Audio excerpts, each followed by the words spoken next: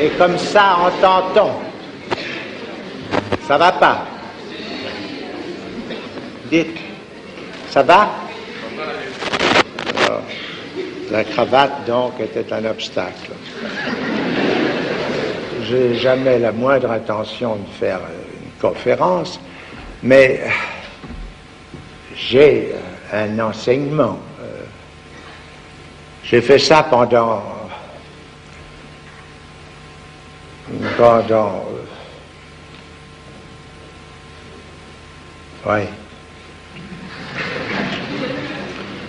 très longtemps, enfin. J'ai fait ça pendant 17 ans.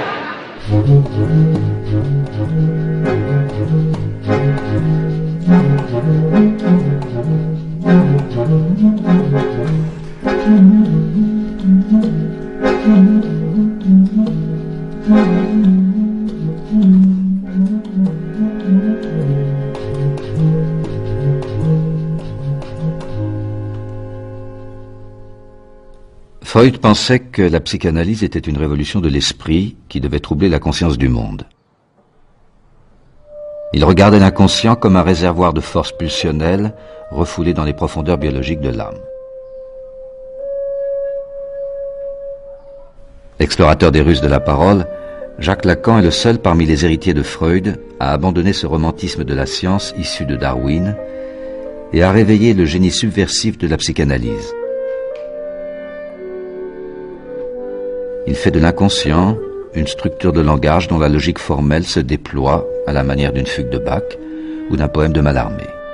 « Je suis celui qui a lu Freud », dira-t-il. On a eu la bonté de me présenter. Je vais entrer dans la difficile tâche de vous faire entendre ce soir, disons, quelque chose.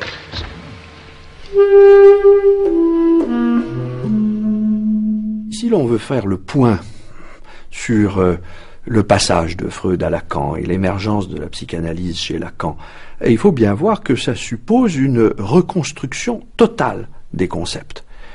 Et, par exemple, le concept de sujet. Comment caractériser le sujet au moment où il apparaît clairement dans la doctrine lacanienne? Il apparaît au fond à partir de plusieurs éléments.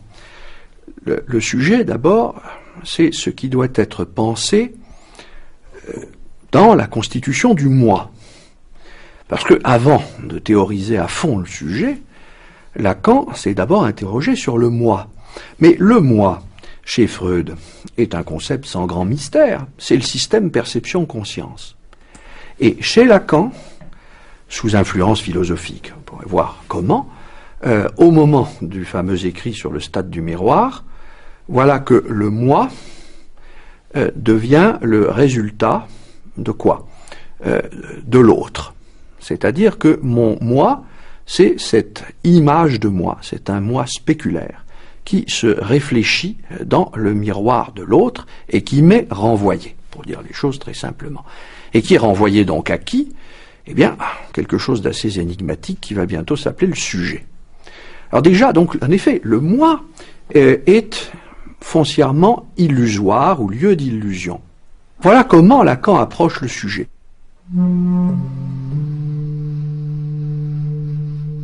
Le stade du miroir est le moment durant lequel l'enfant, entre 6 et 18 mois, anticipe la maîtrise de son unité corporelle par la captation de son image dans un miroir.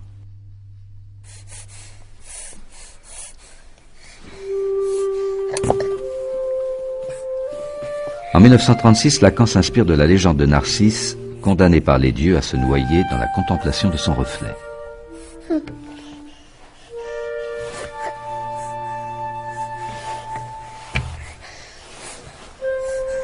Quand le sujet reconnaît autrui, il parvient à la socialisation et se détache d'un monde intérieur centré sur le moi.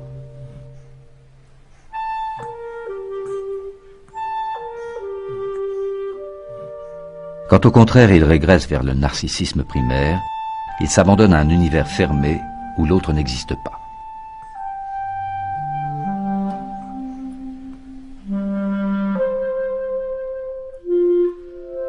Il faut voir l'apport de Lacan comme un tableau moderne.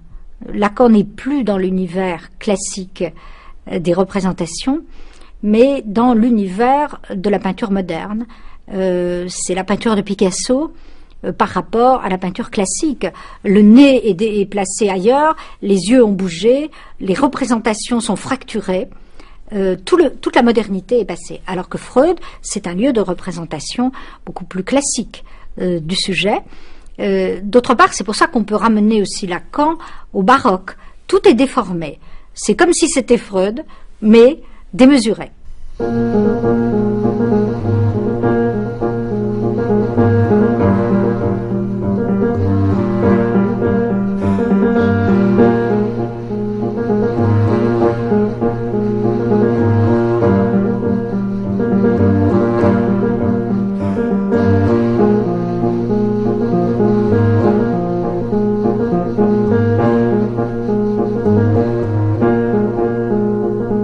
Né à Paris le 13 avril 1901, dans une famille de vinaigriers orléanais, Jacques Lacan était issu de la moyenne bourgeoisie catholique et bien pensante.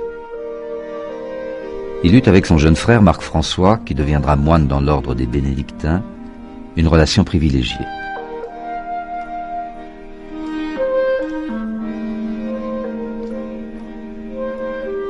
Durant ses études au collège Stanislas, il s'initie à l'œuvre de Nietzsche et de Spinoza, puis rejette le catholicisme.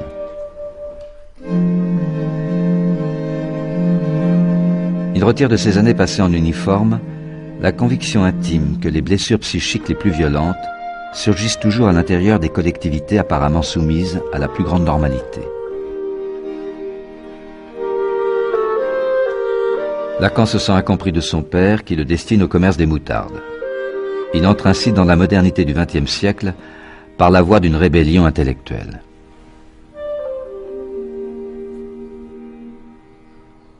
Désireux d'explorer l'essence de la folie dont il avait perçu les ombres dans sa propre famille, il s'oriente vers la psychiatrie. À l'hôpital Sainte-Anne, il se confronte à la souffrance de l'asile et se passionne pour la paranoïa, une forme de folie tellement cohérente que Freud l'a comparée à un système philosophique.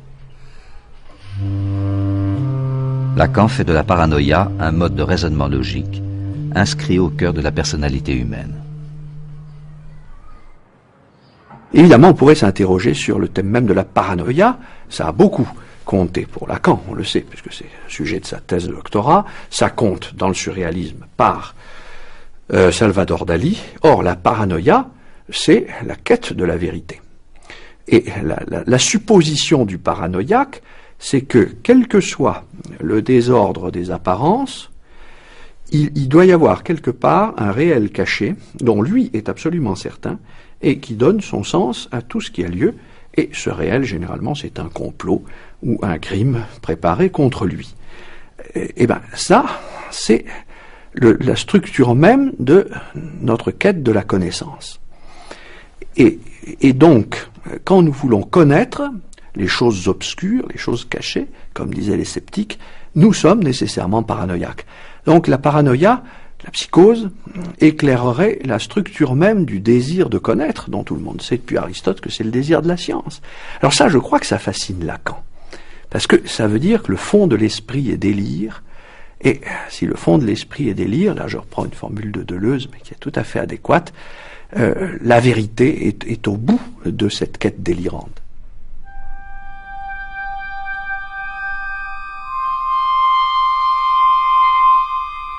En 1930, les psychiatres de sa génération, marqués par l'essor de la psychanalyse, s'intéressent autant à l'écriture du délire qu'aux attitudes passionnelles des femmes hystériques. L'hystérie et la paranoïa dessinent pour eux, comme pour les poètes surréalistes, les contours étranges d'une vérité convulsive qui les renvoie aux égarements d'un monde en proie au déclin des valeurs classiques de la raison et du progrès.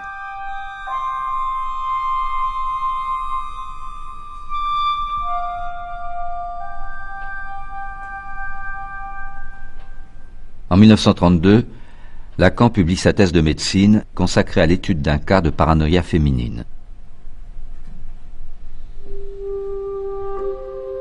Il y raconte la destinée d'une femme persécutée issue d'un milieu modeste.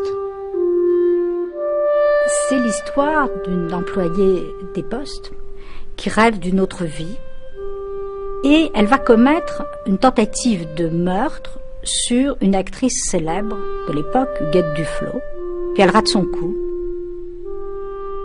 Après la tentative de meurtre sur Huguette Duflos, sur cette comédienne de théâtre, Marguerite Pantene, Marguerite Anzieux, le cas aimé, est internée à l'hôpital Sainte-Anne.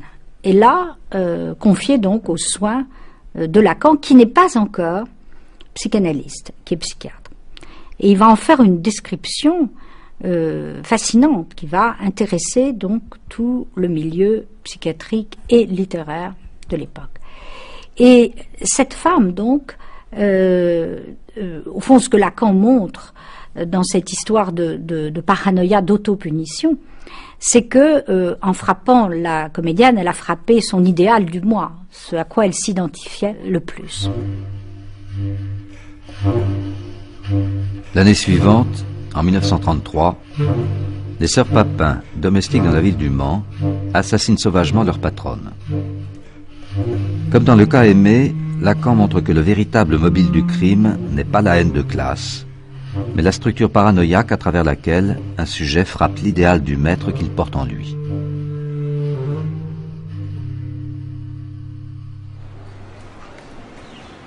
À l'hôpital Sainte-Anne, chacun s'interroge sur les extases de ces femmes aliénées. Selon Lacan, cette folie féminine ressemble à un théâtre de la cruauté surgi d'un temps immémorial.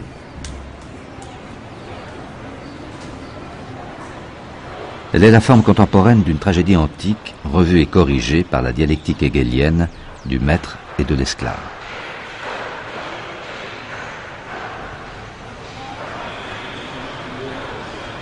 À partir de 1934, Lacan suit le séminaire d'Alexandre Kojève sur la phénoménologie de l'esprit de Hegel, paru en 1807 et non encore traduite en français. D'origine russe, Kojève délivre à ses auditeurs un commentaire talentueux du texte de Hegel. Il s'appuie sur des exemples concrets tirés de l'histoire politique du temps présent.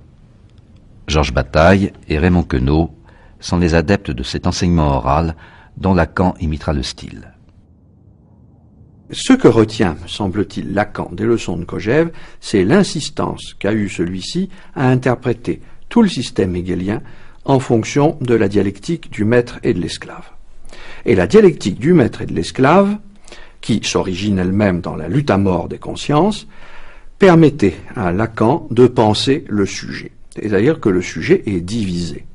En effet, pour reprendre le schème très général, le génie hegelien consistait à découvrir que quand j'essaye de prendre certitude de moi-même, c'est-à-dire de mon existence, je suis obligé de demander la reconnaissance de cette existence à l'autre. Et par conséquent, l'autre devient le maître de mon propre être. Lacan a poussé à l'extrême la logique hegelienne qui veut que mon discours est sa cause dans l'autre. Il le prend au pied de la lettre. Eh bien, puisque la cause du discours que je tiens est toujours l'autre, il y a un lieu de l'autre, un vrai lieu de l'autre, qui est précisément ce trésor des signifiants, où se constitue d'une certaine manière pour moi la langue. La langue est réelle, mais la langue, elle vient à se structurer en ce lieu de l'autre. Et c'est ce qui me fournit les lambeaux de discours que je vais articuler. Et d'autre part, le lieu de l'autre, c'est du même coup le lieu où s'organise la structure même de mon désir.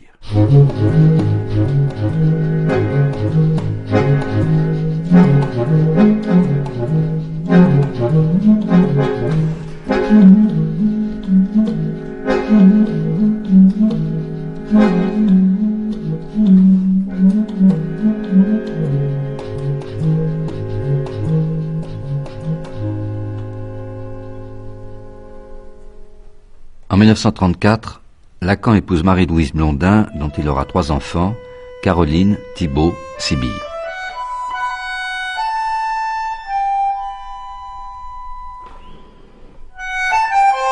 3 ans après son mariage, il tombe amoureux de l'actrice Sylvia Bataille, dont la famille d'origine juive a émigré de Roumanie. À cette époque, celle-ci est séparée de l'écrivain Georges Bataille, dont elle est toujours l'épouse légitime et avec lequel elle a eu une première fille, Laurence, qui deviendra psychanalyste. Pendant l'occupation, réfugiée en zone libre, Sylvia aura avec Lacan une deuxième fille, Judith, née en 1941. Après la guerre, Lacan épouse Sylvia. Mais avec l'accord de Marie-Louise, il dissimule à ses enfants du premier mariage l'existence de son deuxième foyer. Théoricien de l'amour et de la jouissance féminine, Lacan recherchera sans cesse les raffinements d'une séduction dont il saura décrire toutes les tromperies. Le réel, pour l'être parlant, c'est qu'il se perd quelque part. Et où, c'est là que Freud a mis l'accent, il se perd dans le rapport sexuel. Il est absolument fabuleux que personne n'ait articulé ça avant Freud, alors que c'est la vie même des êtres parlants. Qu'on se perde dans le rapport sexuel, c'est évident, c'est massif, c'est là depuis toujours, et après tout, jusqu'à un certain point, on pourrait dire que ça ne fait continuer. Si Freud a centré les choses sur la sexualité, c'est dans la mesure où dans la sexualité, l'être parlant bafouille. Est-ce qu'il a ou non le sentiment qu'il y a quelque chose qui se répète dans sa vie, toujours la même, et que c'est ça qui est le plus lui. Qu'est-ce que c'est que ce quelque chose qui se répète? Un certain mode du jouir.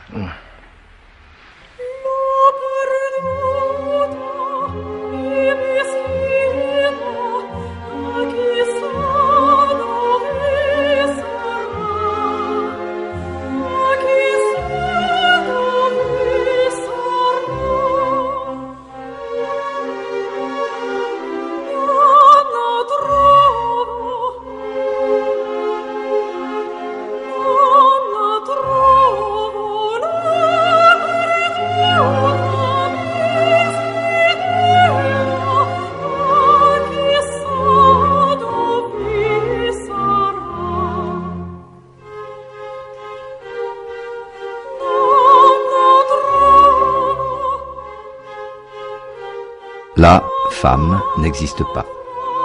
L'amour, c'est donner ce que l'on n'a pas à quelqu'un qui n'en veut pas. Le désir de l'homme, c'est le désir de l'autre. Lacan avait l'art d'inventer des maximes et de les exprimer avec humour.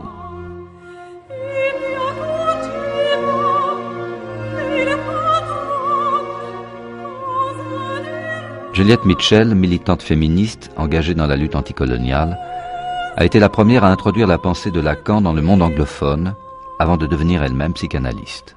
In England, I would like to say, and I hope I'm not glamorizing it in a sort of nostalgic, retrospective way, but I think we made Lacan our own, and we were often criticized. I personally was criticized for a misuse of Lacan, but I think it was an appropriation for a political purpose. It wasn't simply that we were stupid and didn't really understand the subtleties of Lacan. Possibly we were, that's a possibility, but that wasn't really the main thrust of the situation. The main thrust of the situation was to use Lacan for a political argument, first of all from the left and, not secondly, but simultaneously from the left and for feminism. Because, you see, feminism came into England with this very strong slogan, the personal is the political. You couldn't find women in any of the literature, any of the statistics about education, about work or anything in the 60s. Women did not exist. They were not a category. I think people forget now that it was not a category, women. So here was a theory, in a sense, that spoke to the non-category of women. So there was a double thrust for Lacan. Lacan was very interested, of course, in the family early on in his writings, and then he became interested in what, again, became almost sloganized, the woman does not exist, with a line through the la femme, does not exist. And that combination of women not existing, or the woman not existing, and an interest in the family spoke exactly to the situation that our investigations were finding in English culture at the time. Lacan repère quelque chose de spécifique à la femme, aux femmes, à la jouissance féminine, à la sexualité féminine, mais sans en faire une nature, sans remettre l'ordre de la naturalité dans cette affaire. Il n'assigne pas les femmes à la place du maternel automatiquement, mais il saisit quelque chose d'une folie féminine.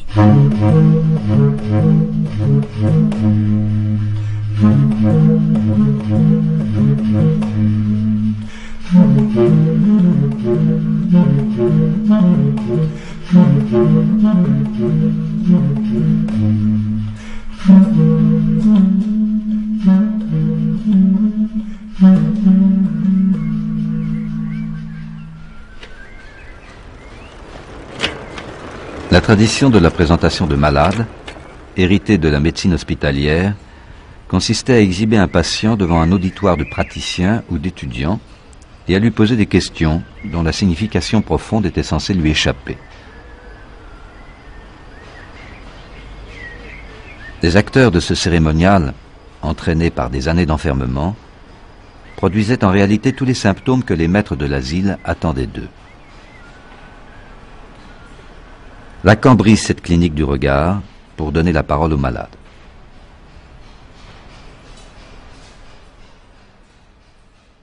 Analysé par Lacan, le psychanalyste Jean-Bertrand Pontalis assiste à ces présentations tout en participant au fameux séminaire dont il transcrit des résumés.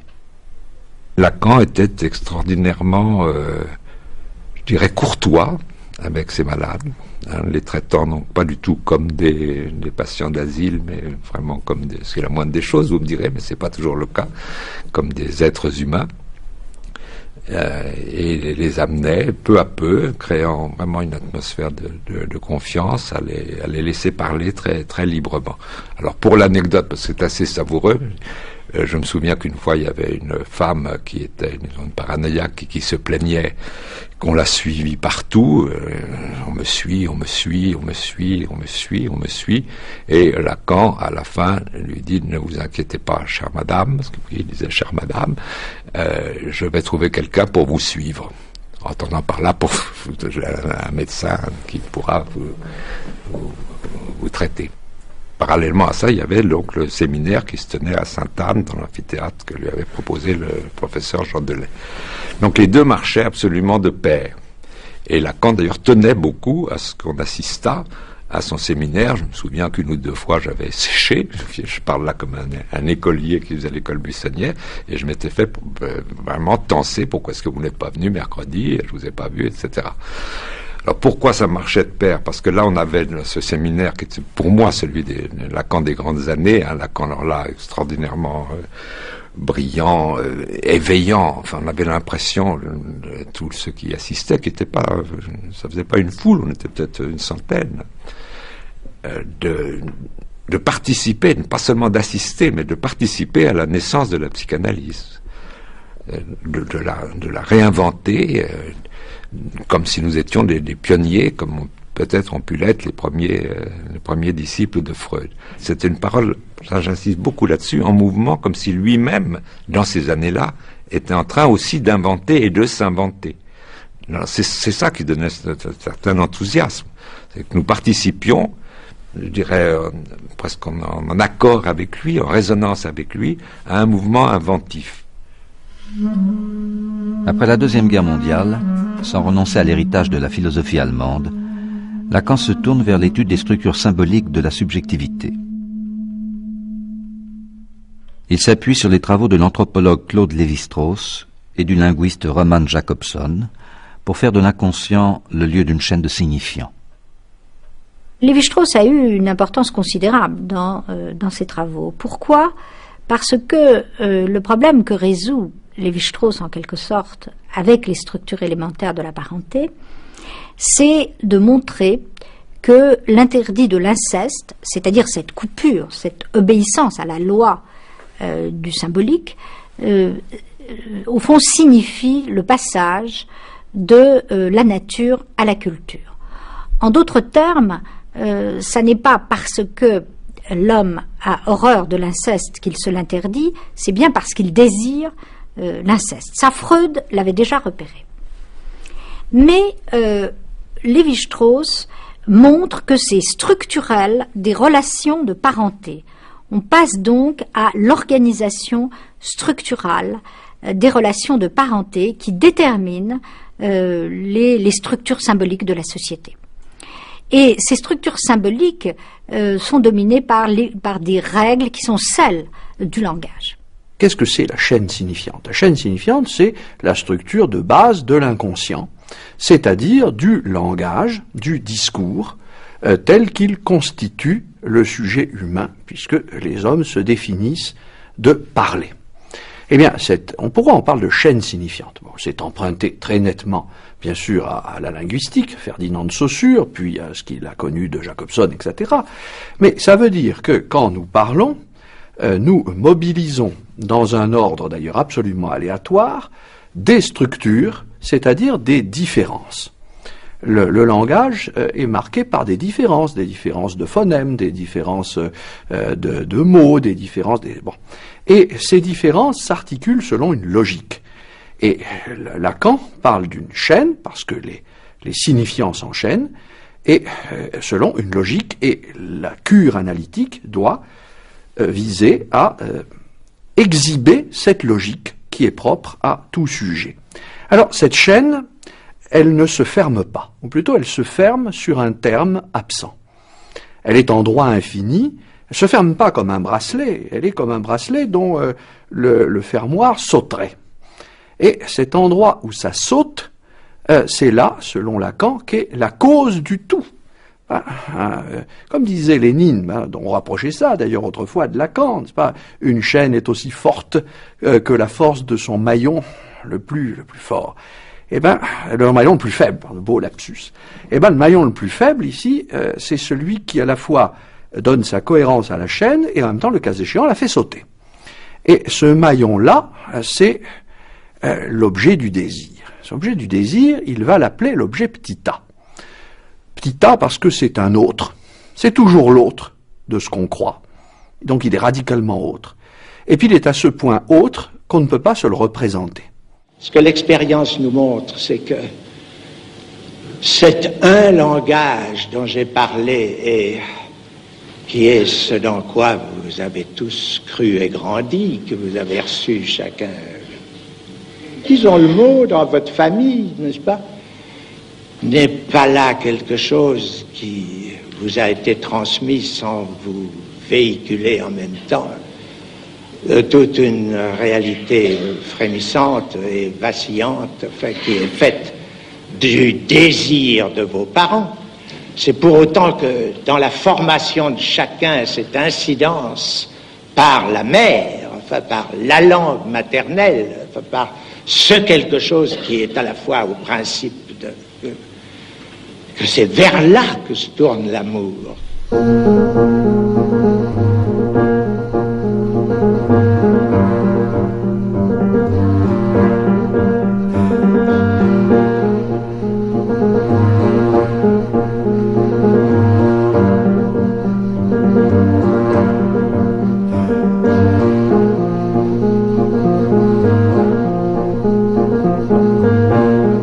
Pionnière de la psychanalyse, Marie Bonaparte se pensait en 1950 comme la seule héritière française de Freud, dont elle célébrait pieusement la mémoire avec l'appui de l'IPA, l'International Psychoanalytical Association, fondée par Freud en 1910. L'IPA était alors dominée par une corporation de cliniciens honorables, majoritairement anglophones, et peu ouverts à la virtuosité des spéculations lacaniennes. Critiqué par les tenants de cette légitimité, Lacan quitte la Société psychanalytique de Paris et participe en 1953, avec Daniel Lagache, Serge Leclerc, Vladimir Granov et François Perrier, à la création de la Société française de psychanalyse. Son amie Françoise Dolto, fondatrice d'une nouvelle approche psychanalytique de l'enfance, lui apporte son soutien. Ils vont donc fonder la Société française de psychanalyse, qui va durer 10 ans, et qui va être un bouillon de culture pour toute la jeunesse de l'époque. Et c'est Lacan qui va former, soit en étant l'analyste, le contrôleur, le maître, l'initiateur, l'éveilleur, par ces séminaires, qui ont lieu à l'hôpital Sainte-Anne à ce moment-là, puis la présentation de malades, le grand rénovateur, le grand réinventeur de la psychanalyse en France. Et cette génération ont l'impression d'être les pionniers de quelque chose de nouveau autour de Lacan. Mais ils voudraient bien aussi rester dans l'IPA, dans cette légitimité freudienne où ils ne sont plus puisque leurs maîtres ont démissionné. La caractéristique de Lacan, c'est qu'il conteste l'ensemble, qui se prend pour Freud, et qui est le seul à dire « je retourne aux origines, retour au sens de Freud », et non pas post-freudisme, et non pas dépassement de Freud. Il se pose donc comme le refondateur. Et le refondateur est transgressif. Il ne respecte aucune règle. Donc, pour l'IPA, c'est inacceptable. Que ce soit la durée des séances, que ce soit, on veut bien accepter bien sûr son enseignement, on accepte tout à fait l'enseignement de Lacan, mais qu'il reste dans l'IPA comme philosophe, théoricien, mais surtout pas comme formateur d'élèves.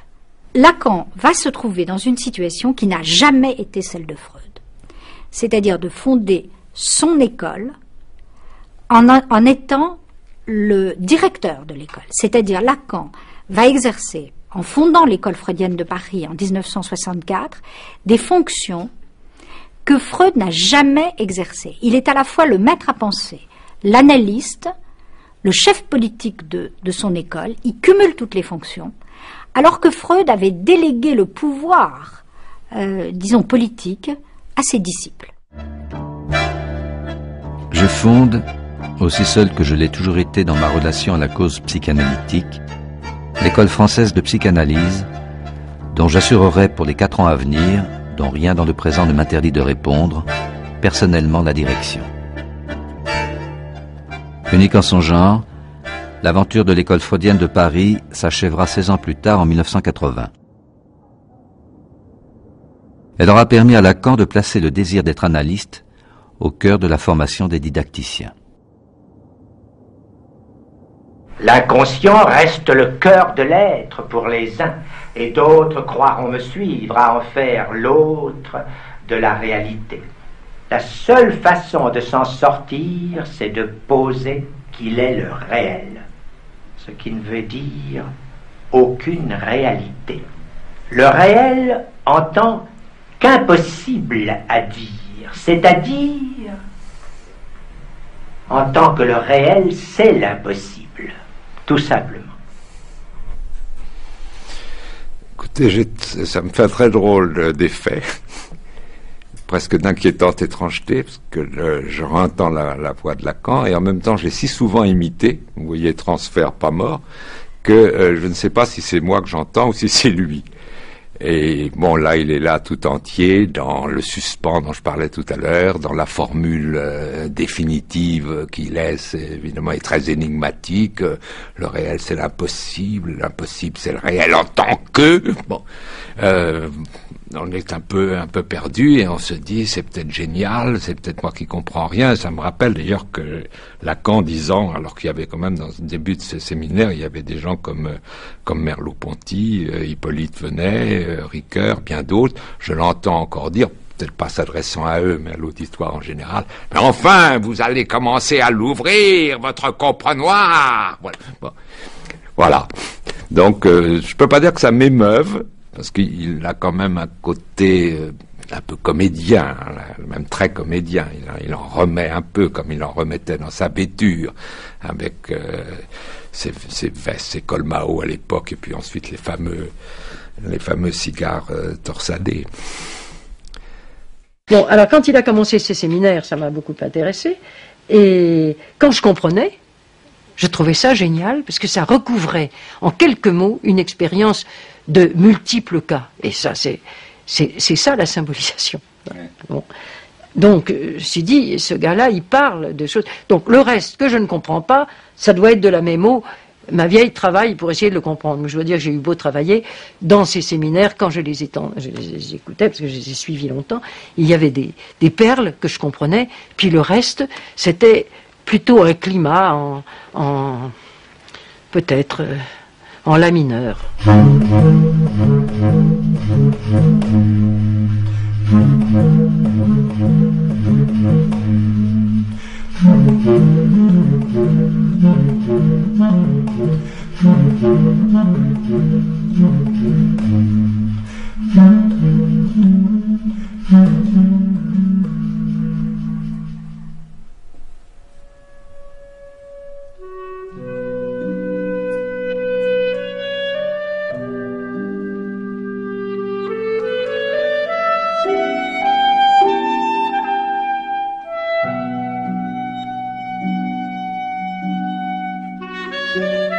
C'est à Rome en 1953, dans cette ville qu'il aime passionnément au point d'y retourner sans cesse, que Lacan définit les 3 termes majeurs de son enseignement lors d'un discours adressé aux membres de la Société française de psychanalyse.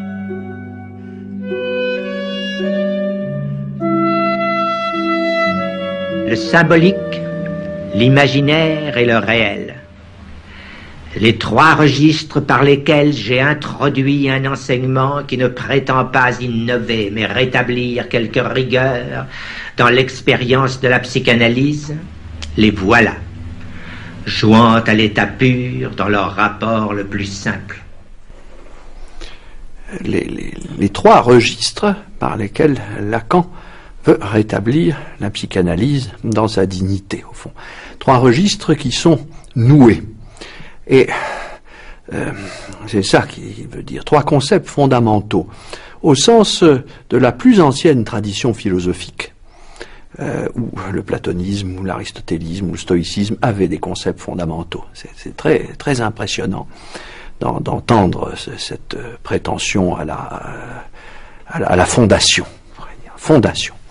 Et le réel comme ce qui permet au symbolique et à l'imaginaire de se nouer, et qui se noue lui-même aux 3 autres.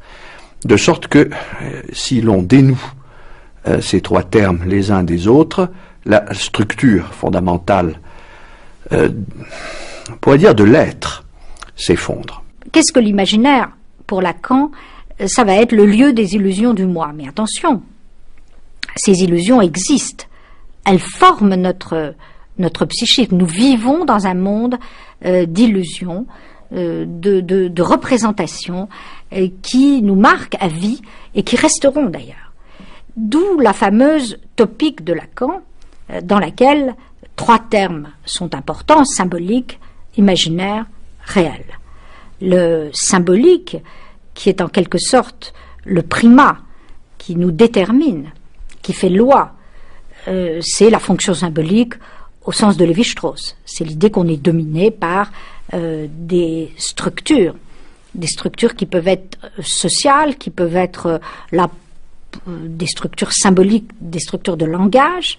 Le réel, c'est ce qui échappe à toute symbolisation, le lieu de la folie, des pulsions, de l'émergence de l'illimité. Donc le réel suscite l'imaginaire et le symbolique, et s'articule à eux.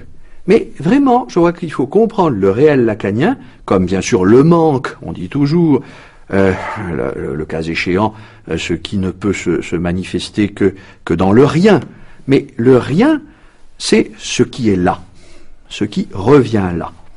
Non pas l'existant qui est là, mais le fait pour lui d'être là. Voilà. C'est en ce sens que Lacan est un formidable réaliste et se rattache à toutes les grandes écoles réalistes de la philosophie.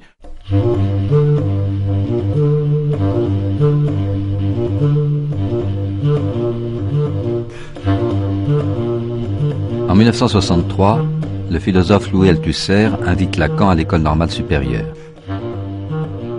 Engagé lui-même dans une lecture structurale de l'œuvre de Marx, qui vise à détacher le communisme de sa dérive stalinienne, il lui offre un brillant auditoire de jeunes élèves en quête d'une révolution culturelle avec la Chine pour horizon.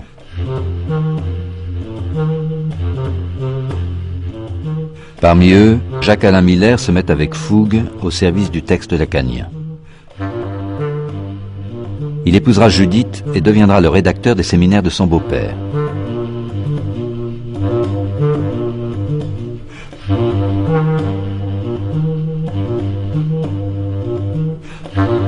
C'est en 1966, lors du fameux colloque de Baltimore sur la pensée française, que Lacan rencontre le philosophe Jacques Derrida. Il cherchait à la fois à me séduire et à m'attirer dans son champ d'appartenance, dans sa discipline, disons.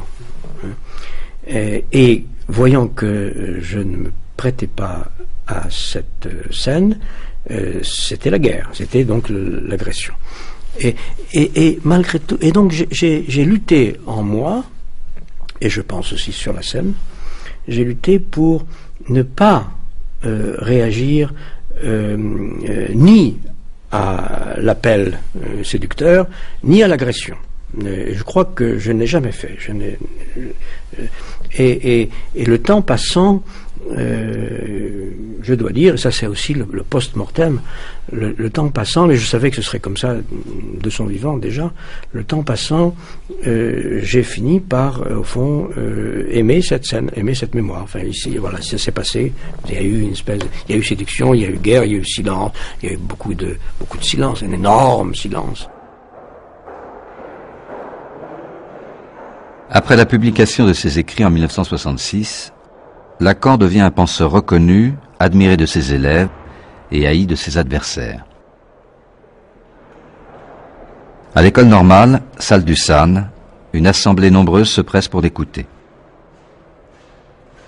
L'écrivain Philippe Solers décrira de façon lyrique les harmonies et les dissonances de la grande scène du séminaire.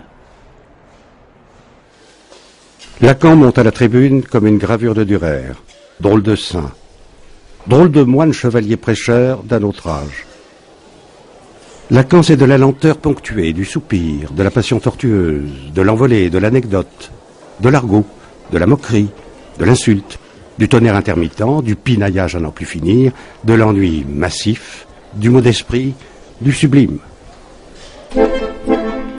Il y a Lacan mystique, Lacan chansonnier, Lacan l'ancêtre, Lacan don Juan, Lacan Satan, Lacan charlatan, Lacan malicieux, Lacan généreux, Lacan vaniteux, Lacan persifleur, ronchonneur, hurleur, murmureur, souffleur, séducteur. Il y a Lacan cigare et Lacan mouchoir, Lacan accablé, Lacan vrai. L'étonnant est que ça donne comme la nervure exacte d'un gai savoir. Pendant un certain temps, on a pu croire que les psychanalystes savaient quelque chose.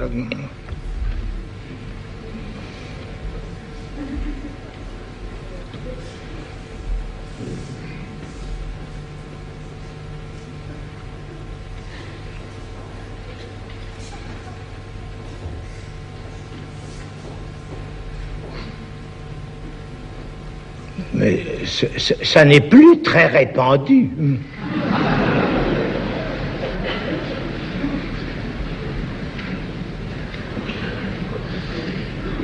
Le comble du comble, c'est qu'ils n'y croient plus eux-mêmes.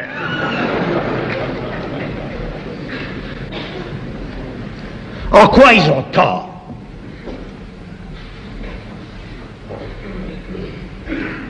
Car justement, ils en savent un bout.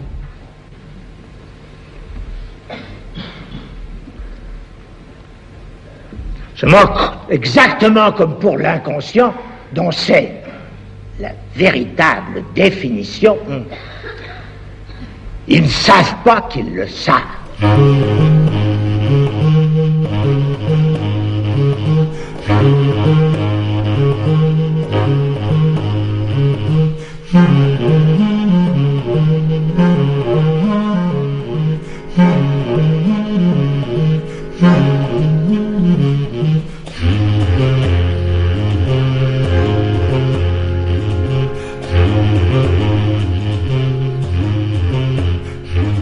Dès 1950, Lacan avait mis en cause le rituel des séances chronométrées à 55 minutes imposées par l'IPA et destinées à préserver les patients et élèves en formation de la toute-puissance transférentielle des maîtres. Lacan pulvérise cette règle. Il invente celle de la séance à durée variable qui conduit l'analyste à intervenir dans la cure par des césures ou par des interprétations afin que l'analysant explore plus rapidement ses fantasmes inconscients et perde moins de temps à énoncer des paroles vides.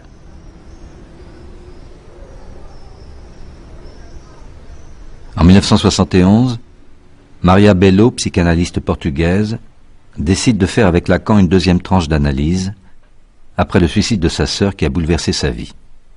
Je crois que c'était dans les premières fois où j'étais venue dans le deuil de ma sœur, là. Et je me rappelle que je pleurais beaucoup et que j'avais pas de mouchoir. Bon, il s'est rendu compte et il s'est levé, il est sorti il m'a amené un mouchoir. Et puis bon, j'ai gardé le mouchoir parce que c'était un vrai mouchoir, c'est pas un mouchoir en papier comme on fait maintenant, c'était un vrai mouchoir de dame en dentelle, un très beau mouchoir. Je l'ai pris pour le laver, pour le lui rendre la fois d'après, et je me suis rendu compte que c'était vraiment un très vieux mouchoir et qui était déjà d'ailleurs déchiré parce que c'était en soie et c'était déchiré. Et dans mon truc là d'imaginaire, de transfert, j'ai passé quelque temps à je ne sais pas très bien comment on dit ça en français, mais à réparer ce mouchoir, à faire une espèce de dentelle autour de cette déchirure, qui en fait concernait beaucoup symboliquement, en fait, je crois, la déchirure qui m'avait amené chez lui. La qualité de sa présence faisait que ça déclenchait un travail. Chaque séance déclenchait un énorme travail analytique en moi, et que j'arrivais chez moi, j'écrivais des lettres de plusieurs pages que chaque fois j'allais mettre dans sa boîte à lettres pendant l'intervalle des séances, et je pense que tout ce que j'ai fait, j'avais fait quand même quelques années d'analyse avant, que toutes ces années-là ont été une espèce de préparation, de préparation à ce qui a été déclenché à ce moment-là.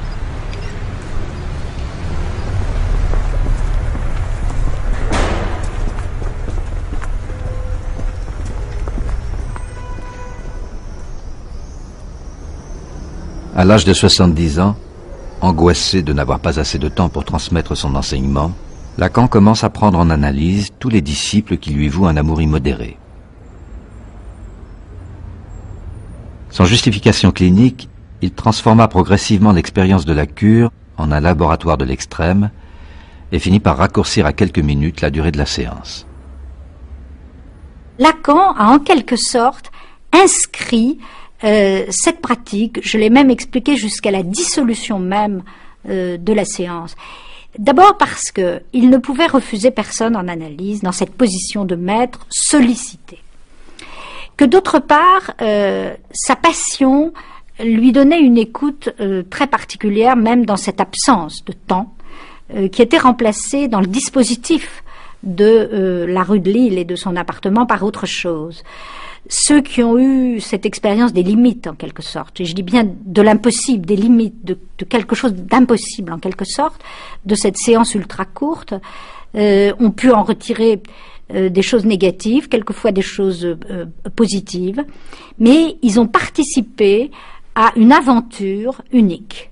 Ce que j'ai appris dans l'analyse lacanienne, c'est beaucoup plus la façon de couper la science, c'est-à-dire la façon de se servir de l'arrêt d'une séance comme une interprétation ou comme une façon de faire sentir, de faire entendre, écouter au patient ce qu'il vient de dire ou ce qu'il est en train de dire.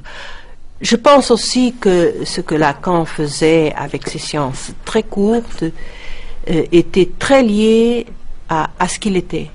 Si on pense à l'époque où, cette époque-là, la grande époque, je ne sais pas comment c'était avant, que je n'ai pas connu, mais cette grande époque de l'école freudienne où il était presque mythifié, enfin il était mythifié par beaucoup de gens, que il avait vraiment besoin, par rapport au transfert, de secouer les gens et de faire des trucs que personne d'autre n'a eu raison de faire après, je crois. Le transfert, c'est l'amour. Vraiment et simplement. Alors, pourquoi est-ce qu'on aime un être pareil?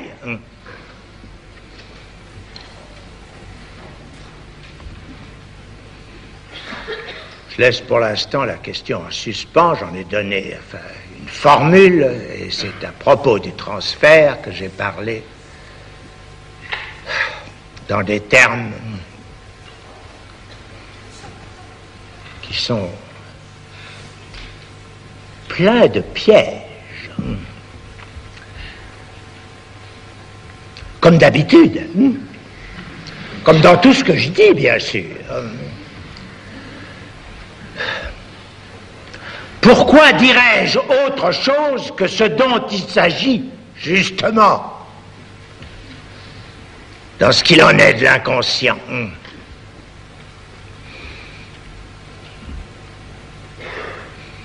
À savoir que le langage, ça ne donne jamais, ça ne permet jamais de formuler que des choses qui ont 3, 4, 5, 10, 25 sens.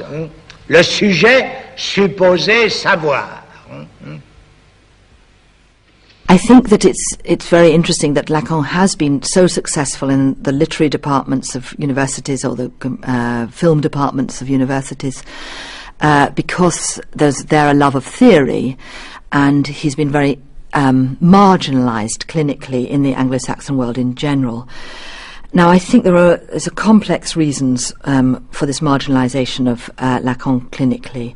First of all, it is for the very good reason that his theory has been very influential within the university world, but for bad reasons that he has been really denigrated for his clinical work. Probably he was a difficult clinician to deal with, and I think there are all sorts of things that happened within his clinical practice which gained notoriety. In England, rumours, there were just rumours about the numbers of suicides and this sort of thing, that the very notion that Lacan was working at that psychotic edge frightened people, that he was working too close to psychosis, and there was something within his clinical practice which matched with his theoretical understanding, obviously, which, as it were, privileged the psychotic. And that was seen to be very dangerous, and perhaps it was. Contrairement à d'autres cliniciens, Lacan avait toujours accepté de recevoir en analyse des patients psychotiques ou suicidaires. Parfois, il ne parvenait pas à éviter les passages à l'acte.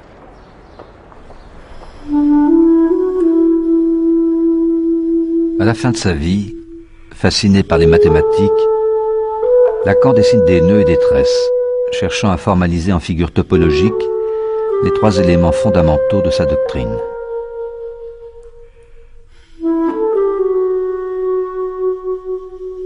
Atteint de troubles cérébraux, il perd progressivement la parole devant les auditeurs de son séminaire.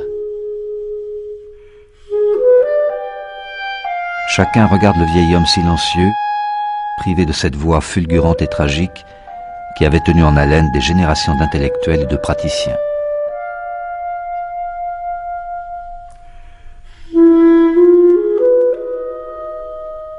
Qu'est-ce qu'il a voulu faire par là, dans cette dernière période? Qu'est-ce qu'il a voulu faire? Il a, semble-t-il, parlé de moins en moins. Et il a voulu que quelque chose, dans une sorte de pythagorisme un peu étrange, l'usage des figures et des nombres, viennent signifier non plus simplement la rigueur des structures de l'inconscient, mais le réel lui-même. Le nœud était là pour essayer de transmettre, alors pas simplement le réel comme vérité, ou le réel comme indicible, mais le réel comme ce qui est là, dans sa plus grande nudité et sa plus grande insignifiance. La chute d'une ficelle et en même temps son enroulement. Qu'est-ce qui reste quand ça se défait? Un rien, pas rien, un rien. Et en même temps que ce rien forme la chose la plus complexe, c'est-à-dire tous ces nœuds du langage à quoi nous sommes pris et qui tissent notre vie.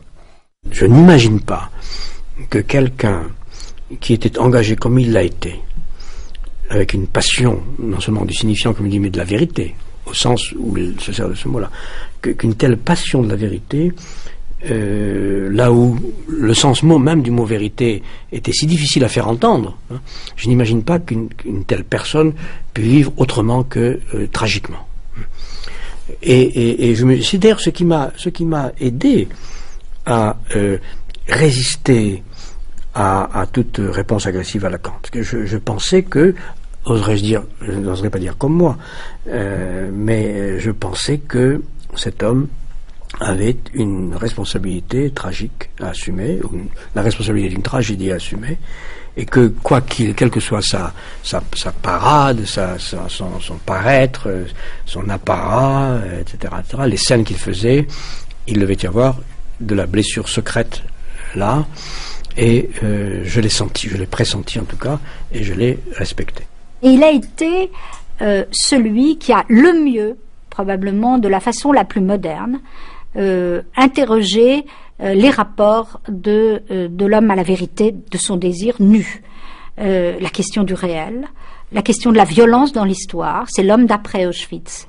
Il l'a évoqué sans cesse, un petit peu comme les théoriciens de l'école de Francfort, c'est-à-dire il a vécu ce que Freud avait pressenti, c'est-à-dire la capacité de l'homme d'aller très très loin dans la destruction de lui-même.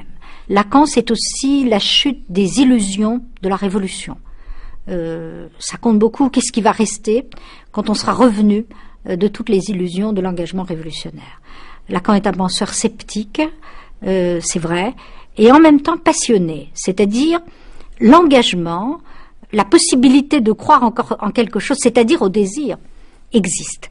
Donc il ne faut pas désespérer le sujet, mais la seule chose qui peut compter, c'est l'éthique du désir, puisqu'il ne nous reste plus que ça, ne pas céder sur son désir. Ça, c'est l'héroïsme moderne.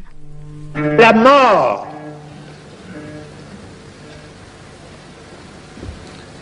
est du domaine de la foi. Vous avez bien raison de croire que vous allez mourir, bien sûr.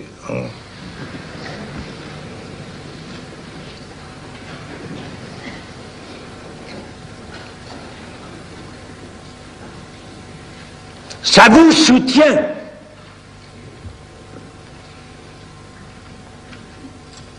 Si vous n'y croyez pas,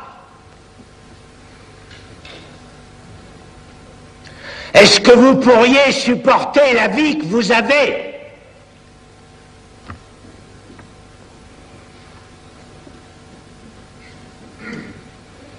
Si on n'était pas solidement appuyé sur cette certitude que ça finira,